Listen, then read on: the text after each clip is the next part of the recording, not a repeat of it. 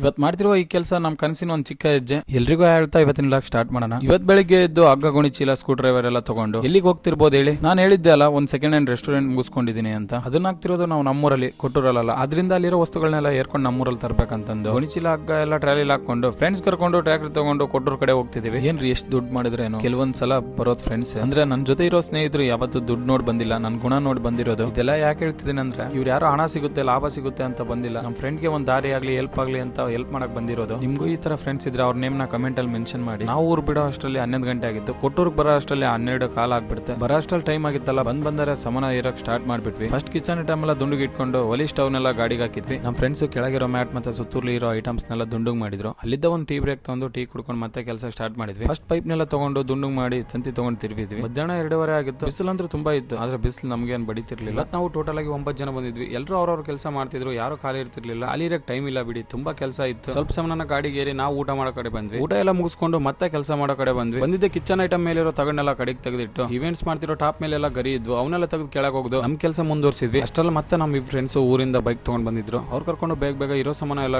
ತೆಗೆದು ಟ್ರಾಲಿ ಹಾಕೊಂಡ್ವಿ. ಅಂದ್ರೆ ಮೇನ್ ಆಗಿರೋ fridge, TV, monitor, CC camera ಇವೆಲ್ಲ ತಗೊಂಡ್ ಗಾಡಿಯಲ್ಲಿ ಹಾಕೊಂಡು ಇದನ್ನೆಲ್ಲ ಹಾಕಿದ್ಮೇಲೆ ಗಾಡಿ ತುಂಬಾ ಲೋಡ್ ಆಯ್ತು. ತುಂಬಾ ಸಾಮಾನು ಹಾಕಿದ್ವಿ. ಎಲ್ಲವನ್ನೂ ಹೇಳಕ್ಕಾಗಲ್ಲ ಅಂತ ಮೇನ್ ಆಗಿರೋ ಹೇಳ್ದ ಅಷ್ಟೇ. ನಾವೆಲ್ಲ ಮುಗಿಸೋ ಅಷ್ಟರಲ್ಲಿ ಟೈಮ್ ಹತ್ರ 6 ಗಂಟೆ ಆಗಕ್ ಬಂದಿತ್ತು. ಇವತ್ತು ನಾವು ಗಾಡಿಲಿ ಏರಿರೋದು ಬರೀ 25% ಅಷ್ಟೇ. ಇವತ್ತಿಂದಿಷ್ಟೇ. ನನ್ನ ಪ್ರಯಾಣ ಈಗ ತಾನೇ ಶುರುವಾಗಿದೆ. ಈ ಪ್ರಯಾಣದಲ್ಲಿ ನನ್ನ ಜೊತೆ ಸಾಗಲು ಫಾಲೋ ಮಾಡ್ಕೊಳ್ಳೋದು ಮರಿಬೇಡಿ. ನೀವೇನಾದ್ರೂ ಸ್ಟಾರ್ಟ್ ಮಾಡ್ಬೇಕನ್ನಂಗಿದ್ರೆ ಸ್ಟಾರ್ಟ್ ಮಾಡಿ, ಸಕ್ಸಸ್ ನಂತರ ಬಂದೇ ಬರುತ್ತೆ. ವಿಡಿಯೋ ಇಷ್ಟ ಆದ್ರೆ ಫಾಲೋ ಮಾಡ್ಕೊಳ್ಳೋದು ಮರಿಬೇಡಿ. ನೆಕ್ಸ್ಟ್ ಅಪ್ಡೇಟ್ ಜೊತೆ ಸಿಗೋಣ. ಬಾಯ್.